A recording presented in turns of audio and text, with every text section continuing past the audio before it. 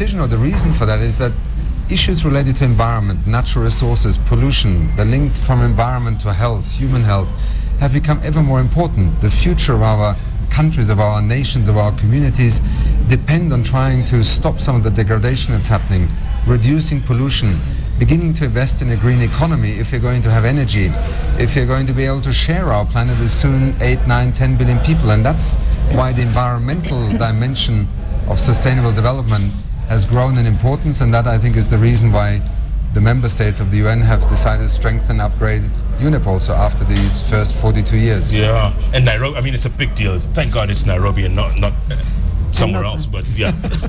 But Saleh, at the end of the day, we're talking about the UN pumping millions, hundreds of millions of dollars into this economy. It's a big boost to our economy, isn't it? It is indeed. As I told you, this duty station has been growing for the last 4 decades, I would say.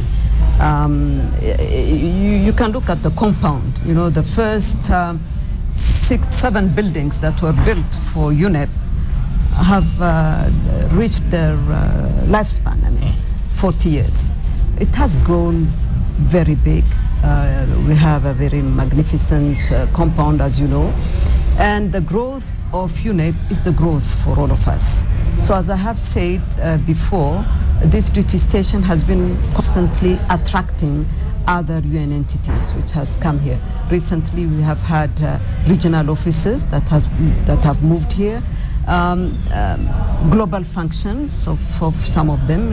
Global IT for UNAIDS is here. Global security for WHO has moved here. So many UN entities are growing big. So I think this definitely will have a positive contribution to the economy of Kenya. We have one of our regular texters or tweeters on over here. His name is Ahmed from Eastleigh, one of the regulars. He says, the hierarchy of the UN is full of expats from other countries. Why? You go ahead. Ahmed is asking. From other countries? Yes. You know, this is a headquarter. So the rules that apply in the headquarters applies here, which means the national staff can also be professional here. So if he means that expatriates have the higher position and not Kenyans, it's not the case. I think that, for instance, in some we have it at UNON, in other UN entities as well. We have many Kenyans professional. Can I just add something? Yeah.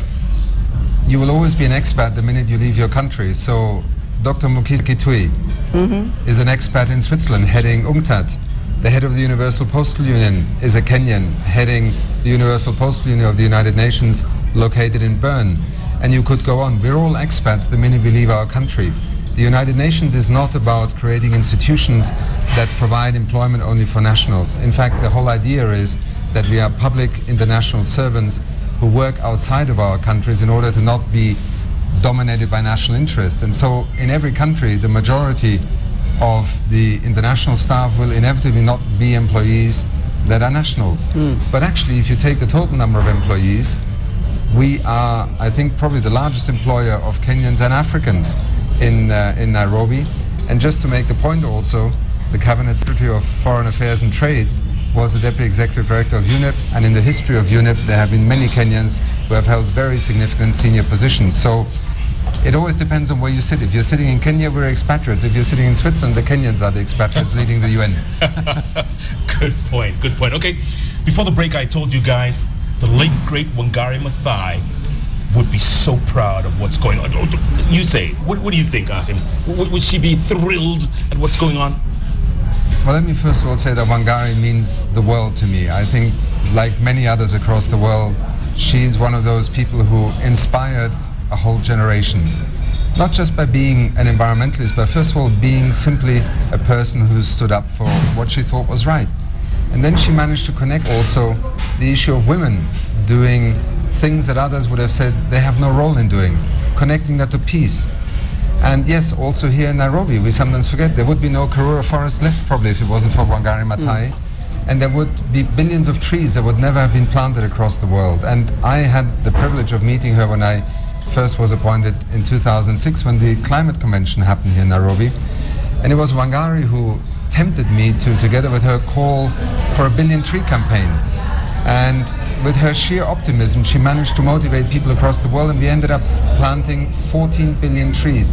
And when I say we, not the United Nations, we simply provided a platform and the voice of Wangari, but we motivated people all over the world to join this effort. So I think Wangari is a symbol for Kenya, but she's also a symbol for what I would call the modern environmentalism, which is not only about nature as such, it is about the relationship between people and nature. Yeah, did you ever meet her, Saleh?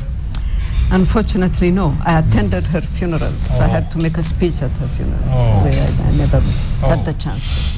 Chief Francis Kariuki, he's a regular tweeter as well, and he's doing some great work up in Nakuru, doing some fantastic work. He's one of the few chiefs who tweet about what's going on in his community, and very, great guy. He says, "Thanks, UNIP, for thinking about Kenya despite what we have gone through." We've got Alice on the line from Nairobi. Is she still on, Okedi? Alice from Nairobi, you are live on JKL. Talk to me. Good. Can you speak up a little bit, Alice? Do you mind? It's such great news that we're getting upgraded. Yeah. As one of the world's headquarters for UN, this is great news for us, especially when our country is facing such issues. It's restoring confidence even to investors. However, I want to send this question and concern to the gentleman and the lady. How are you working on addressing issues of corruption on employment? Because you find that in the UN, for one to find a job, you need to have a relative or somebody who has pushed you there. It's not open as it seems. And you find, even when you apply for a job with the same person whom you have same qualifications, you have to be pushed. Okay. And you're told you can't get a job here. How do you do it? How do you go about it? All right, Alice, just FYI, that happens everywhere, not just the United Nations, okay? Alice is saying applying for a job at the UN is very difficult unless you know somebody in there. How does one apply? Alice needs a job at the UN. I mean, people are applying for a job here. Everybody wants to send their CV to you. Well, Saleh can speak for the whole UN system, but let me first of all say anybody who encounters somebody who says that they need to be involved in order to get them a job is acting illegally. And therefore, I appeal to all Kenyans. If you come across somebody who works in the United Nations and who says to you, I can get you a job at that organization, that person is actually acting illegally. And I think it is a sad fact of life, as you say. It happens also in our compound, it happens in businesses, but our rules are very strict and very clear. And therefore, when we come across such cases, people are actually prosecuted within the United Nations. So we don't want this to happen. It is sometimes in human nature that it happens, and I would appeal to any Kenyan who becomes a victim of such a transaction invitation to actually notify the Director General, or in the case of a UNIP job, myself, because we take these allegations extremely seriously, and we actually have cases. We know about them, and we go after these people. Yeah. Sally? I mean, this is how we do it. I mean, the rules are very clear, and in fact, it has been upgraded and so on. So I think the only way to apply is to go online, see the advertisement, and in fact, the first selection is done without human intervention. So I think that we have gone, and now we have the internal justice system within the United Nations, so you cannot play with this kind of recruitment process. So anyone can apply? Sure. Even me? Well, there are limits. It all depends where. Executive Director is a comedian now, eh? Okay. At the end of next week, what do you hope to take away from this huge event, United Nations Environment Assembly? first time in the Southern Hemisphere. What do you hope to get at the end of next week? Well, first of all, that I think ministers and delegates will leave from this first United Nations Environment Assembly believing that it can make a difference. We have so many problems in the world. If the United Nations cannot move the agenda forward, and we often fail also because the world is not ready. You know, we call ourselves the United Nations because that's the aspiration, but it's actually in a world very divided. Environment has often in recent years in the international community been a reason to divide nations, you know, the climate change negotiations. Yet it is my firm conviction that environment is actually an issue that will ultimately unite the world, and therefore it belongs very much into the heart of the United Nations. The issue of wildlife trade, for example, the illegal trade in wildlife, many people don't realize, timber, elephants, elephant products, ivory, rhino, today probably amount to about $200 billion a year. That is the value of an illegal economy, of transnational crime, of corruption, that is impoverishing whole nations, communities, and ultimately threatening the survival of species. Trying to address this together with countries that have the wildlife, with transit countries where the smuggling takes place, and also the destination countries, the markets in which people are buying these products, often not even realizing that they are contributing to the extinction of species. That is part of our role, and that's why we have this topic next week on the agenda. The other part is sustainable development goals. Can we talk about development in the future if we do not address the issue of environmental sustainability? In Kenya, you are already losing arable land because it is overused, it is not managed properly at a time when actually the country has to continue to produce more and more food for more and more people. And this is repeating itself across the globe. That is why we're also talking about sustainable development goals. What does science, what does environmental change do to development, and how do nations rethink their development, their economies in the future? Absolutely. Sally Walker, you get the last word on this show. What do you hope to get at the end of next week for UNON, for the country, for the continent? You know, as I said, the growth of UNEP is the growth for the whole United Nations system here. UNEA is a big event. UNEP has made history by being the first one to come here as a program in the Global South, and it will be the first United Nations Assembly few weeks before the General Assembly itself in New York. So I think this is very, very important. It's a good signal for all of us. It's a good signal for UNON as an office away from headquarters. The last born between the three, Geneva, Vienna, and Nairobi, the second in terms of size. We come soon after Geneva, long before Vienna.